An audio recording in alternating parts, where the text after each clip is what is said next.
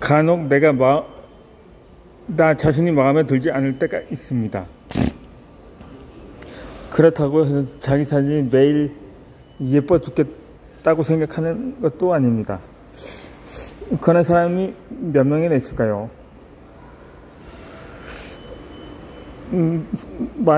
많은 사람들이 스스로는 욕심이 있습니다. 그런 만큼 스스로가 못마땅하게 느껴지는 순간이 있습니다. 내 삶이 언제나 흠없이 온전했으면 좋을 것 같습니다. 이 다른 사람에게 도움을 주고 싶지 불편을 주고 싶지는 않을 것입니다. 그리고 내가 하는 일에서 두각을 나타내고 싶기도 하고 갖고 싶은 것은 결국에 되는 내가 되길 바랍니다. 그렇게 나의 성장에 집중할수록 나에겐 바라는 것이 많아 있습니다. 나는 그런 내 모습과 현실의 괴리를 돌아가는 과정에서 때로는 어리숙하고 실수하는 나를 만나기도 합니다.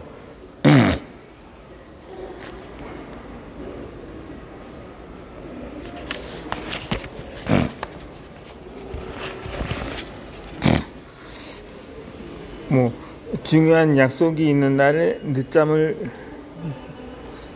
잡니다. 급하게 준비해서 나갔습니다. 이미 주행 중이던 휴대전화를 집에 두고 출발한 것을 알게 되었습니다. 결국 차를 돌려 휴대전화를 가지러 집에 다시 나왔습니다. 이 급한 마음으로 운전하느라 늘 다니던 길에 단속 카메라를 인지하지 못하고 과속하기까지 했습니다. 그러다 보니 속도 위반 딱지를 떼기도 했습니다. 하루를 이처럼 보낸 날은 늦잠을 자고 덜렁거리는 날을 용서하기 힘들 것입니다.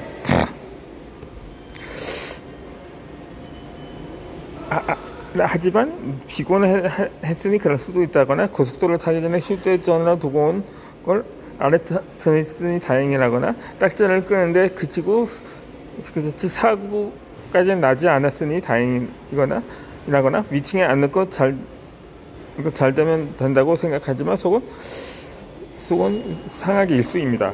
그렇게 긍정 회로를 억지로 돌려가며 나를 진정시킵니다.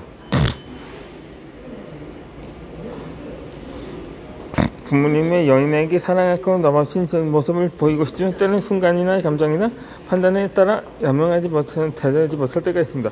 평소 같으면 웃으면 넘어설 때도 있고 내가 쓰러지지 있고 피곤하다는 이유로 신경질적인 대답 없을 때가 있습니다. 이 말을 내뱉고 나서야 악착합니다. 더 자당하게 대답할 수 있는데도 성의 없이 대답해서 상대방을 서운하게 만든 나 자신이 못마땅합니다. 사소한 일상에서 나 자신에게 실망하는 날들이 있습니다. 내 실수만 커 보입니다. 다른 사람들 하모니는 관심이 없다 보니 나의 허물만 유독 크게 느껴집니다. 나는 고3 때 매달 보는 모의고사보다 수능 때 가장 높은 성적을 받았었습니다. 이후에 공부의 맛을 알게 된 게 아시아서 재수를 선택했습니다. 한 번 더 시험을 보면 더 높은 성적을 알 수 있을 것과 기대감이 나온 판이었습니다. 하지만 재수해서 두 번째 본 수능 때는 이전보다 더 낮은 점수를 받았습니다. 이 원하는 대학에 진학할 수가 없었던 거죠.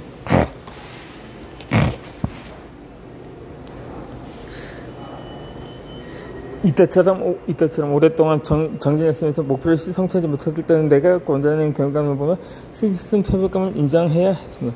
그런 패배감이 나를 공격하고 괴롭혔습니다. 성인은 지금 업무에서 많은 성과를 내지 못할 때 유독 보다들이 힘듭니다. 난 나의 작은 가볍게 반응합니다. 그리고 내가 부족하다고 느끼는 부분을 울게 되고 들여다볼 수 생각할 때가 있었습니다. 반면 다른 사람들의 재능은 크게 보입니다. 정작 나의 재능을 가장 바라볼 줄 몰랐습니다. 왜 나는 이거밖에 못했습니다. 왜 나는 이거밖에 장애스럽게 만드는 생각을 했습니다. 그래서 타인에게 비교하며 내가 다닌 괜찮은 걸 폄하했습니다. 이 어깨를 펼 새도 없이 주눅만 들었습니다.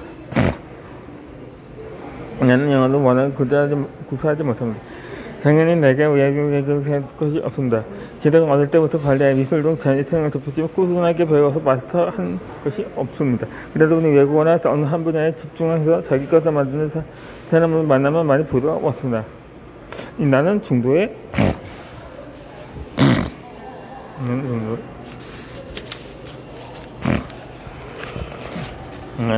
포기해서 갖지 못하는 능력을 더 친구들이 간 시간에 통역해서 자기 것을 만들어 그런 생각 사람이 가진 부분뿐만 아니라 그렇게 파고든 끈기까지도 부러워하는 마음이 생겼습니다.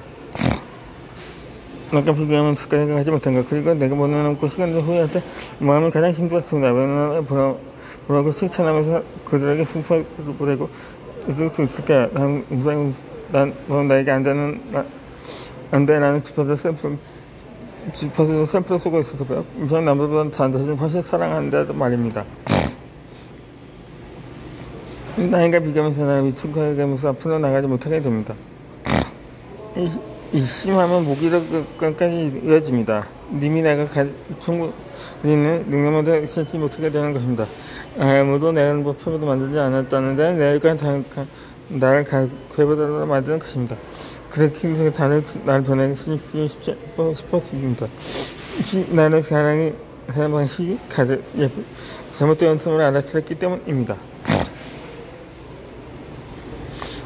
이 생각하는 방식으로 버릇이 됩니다.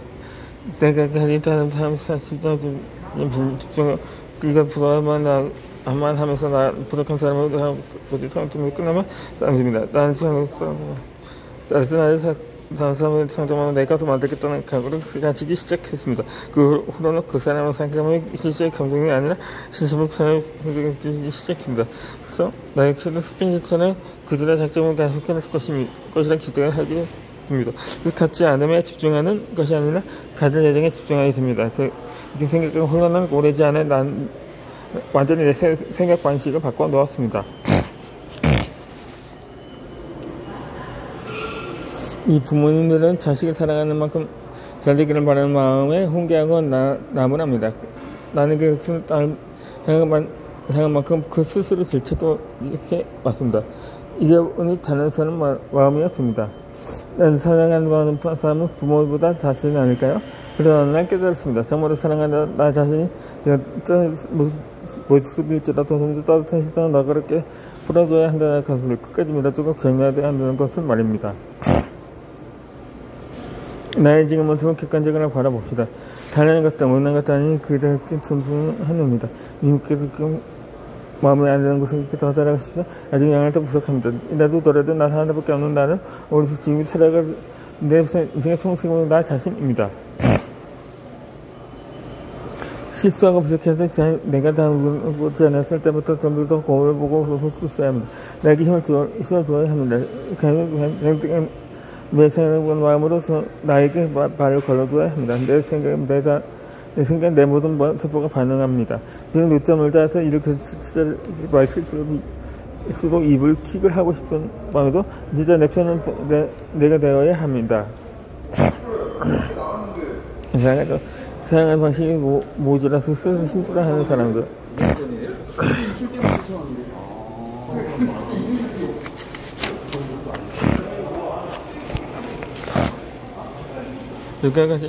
전두과 같이 짓고 싶은 노래가 있습니다. 이상의 비밀의 화원입니다. 이 노래를 처음 들었을 때 나만 이렇게 실수하면 괴로워하는 게 아니구나 하며 꼭 깨달았습니다. 그만큼 가사가 예쁜 노래입니다. 어제의 일들은 잊어. 누구나 조금씩은 틀려. 완벽한 사람은 없어. 실수통성이고 외로운 나를 봐. 중략. 하루하루 조금씩 나아질 거야. 그대가 지켜보니 힘을 내야지. 행복해져야지. 스트랩핑 꽃들처럼. 이처럼 나에 대한 기자치가 큰 사람일수록 내가 마음에 들지 않을 때 무너지기 쉽습니다. 완벽한 사람은 없습니다. 완벽한 나를 기대하며 이미 지나간 일을 괴로워할 필요가 없습니다. 지금부터 사람이 됩니다. 하지만 지금부터 나를 사랑하는 방식을 바꿔봅시다. 나를 향한 집착이 멈추십사. 그리고 나를 따뜻하게 안아주고 뜨겁게 응원합시다.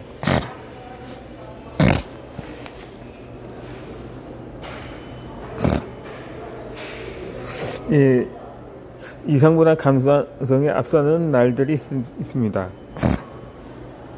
나는 여전히 감정에 힘을 실어주며 살아오다 보니 대부분의 상황을 감정에 실초 판단하고 시간을 보내며 살아왔습니다. 내가 그렇게 살다 보니 다른 사람들과 다 비슷하게 살아가리라고 생각을 했습니다. 하지만 학교 다닐 때는 몰랐지만 사회생활을 하면서 느낀 건 제가 일에 있어서 감정은 배제하고 다른 사람을 생각하고 말하는 사람들이 있다는 것을 알았습니다. 내가 감정에 치우친 사람인 것을 깨달게 했던 것이 싸이월드였습니다. 이 싸이월드의 인기장을 보면 내 감정을 본성 더 우린 흔적들이 많습니다. 그렇게 다른 사람들이 공개적으로 보는 일기장에 내 감정을 드러낼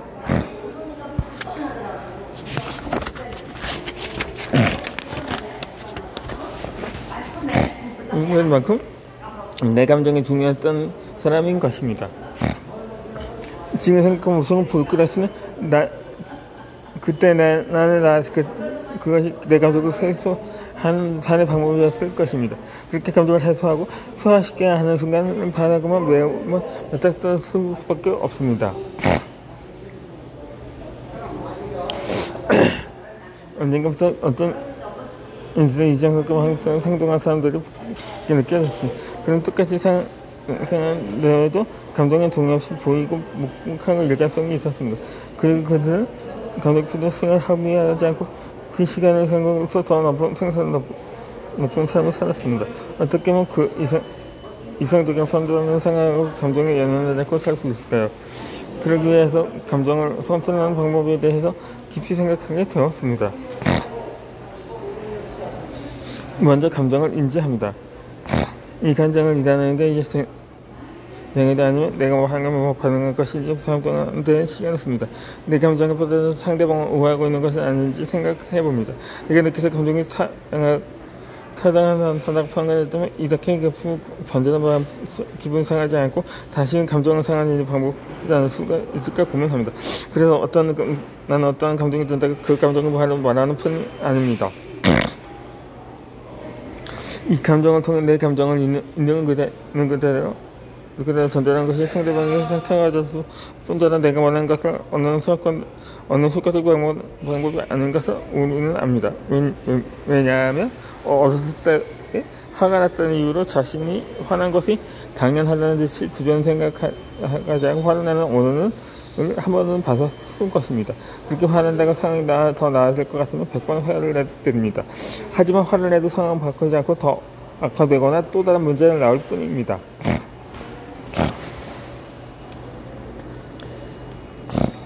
이렇듯 감정은 우리를 사랑하게 하고 관계를 더 깊어지게 끄는 기능을 줍니다.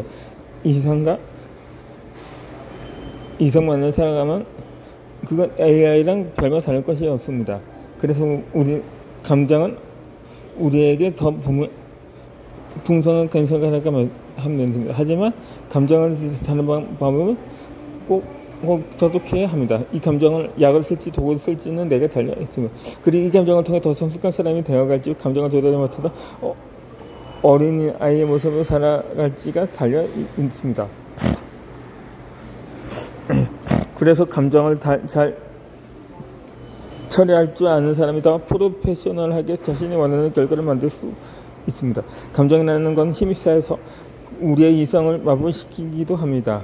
하지만 이성적으로 생각하는 훈련을 반복적으로 하면 이 힘도 만만치 않게 강해서 감정이 이성을 마비시키려고 하는 것을 가만두지 않습니다. 그렇다면 어떻게 하면 이성의 힘을 기르고 감정 효과적으로 처리할 수 있을까요? 내 목표가 있어야 합니다. 목표가 강력하면 이성을 마비시킬 수가 있습니다.